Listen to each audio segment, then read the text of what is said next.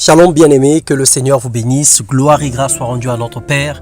Seigneur Père, nous te rendons des actions de grâce pour toutes choses, en bien ou en mal, parce que pour tout ce que nous traversons, pour ces situations que nous rencontrons dans le bonheur comme dans le malheur, reçois toute la gloire et sois béni dans le nom de Jésus-Christ. Bien-aimés frères et sœurs, le Seigneur nous aime et il a pour nous des projets de bonheur et de paix pour nous donner un avenir et de l'espérance. Bienvenue dans notre méditation de ce jour. Nous allons parler de la volonté de Dieu, ce que Dieu veut et non ce que nous voulons. Dans Philippiens 4, le verset 11 au verset 15, Paul déclare dans ses propos: « Ce n'est pas le besoin qui me fait parler ainsi, car j'ai appris en toutes circonstances à être content avec ce que j'ai. Je sais vivre dans le dénuement, je sais aussi vivre dans l'abondance. C'est le secret que j'ai appris, m'accommoder à toutes les situations et toutes les circonstances, que je sois rassasié ou que j'ai faim, que je connaisse l'abondance ou que je sois dans le besoin. Je peux tout par grâce à celui qui me fortifie. Pourtant, vous avez bien fait de prendre part à ma détresse. » Mon frère, ma soeur, le Seigneur Dieu est notre pourvoyeur. Il sait exactement de quoi nous avons besoin.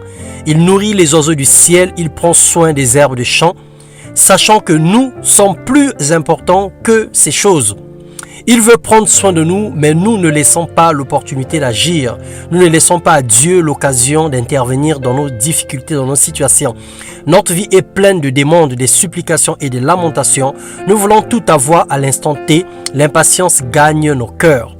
Dans Matthieu 6, le verset 30, verset 31, la Bible déclare: « Si Dieu revêt ainsi l'herbe des champs qui existe aujourd'hui et demain qui sera jetée au four, ne vous vêtira-t-il pas plus à plus forte raison ? Gens de peu de foi, ne vous inquiétez donc point et ne dites point que mangerons-nous, que boirons-nous, de quoi serons-nous vêtus ? Parce que notre Dieu sait de quoi nous avons besoin. Être humble, c'est rendre grâce à Dieu pour toutes choses. Avoir la foi exige que nous fassions entièrement confiance à Dieu. L'aimer veut dire accepter sa volonté, donner une place de choix à ses promesses. Il n'y a aucune situation qui échappe au contrôle du Père. Il sait tout, il peut tout. Sèche tes larmes, bien-aimé, et accepte sa volonté, même si elle est différente de la tienne. Prends ce qu'il te donne, ne murmure pas contre les choix que Dieu fait en ta faveur. Rejouis-toi de ton état aujourd'hui, sois heureux avec ce que tu as en ce moment même. Dieu n'est pas injuste de faire d'autres personnes malades et d'autres personnes en bonne santé. Dieu n'est pas injuste de permettre que d'autres soient infirmes et d'autres soient en bon état. Dieu n'est pas injuste pour faire d'autres personnes femmes et d'autres personnes hommes. Dieu n'est pas injuste. Sa volonté est telle que il a résolu de faire de nous ce que nous sommes et il nous a créés à son image. Sachez que la valeur intrinsèque ou la valeur véritable de l'être humain n'est pas sa forme physique, mais plutôt ce que Dieu a investi dans son esprit et dans son âme. Parce que Dieu, il est esprit et tout ce qu'il adore doivent l'adorer en esprit et en vérité. Et lorsque nous mourrons tous, le corps retournera poussière et Dieu prendra soin de notre âme dans le jugement et recueillera notre esprit.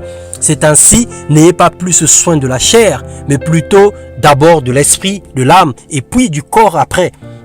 Dieu ne nous demande pas de nous négliger, Dieu ne nous demande pas d'être sales ou de ne pas prendre soin de nos vies, non.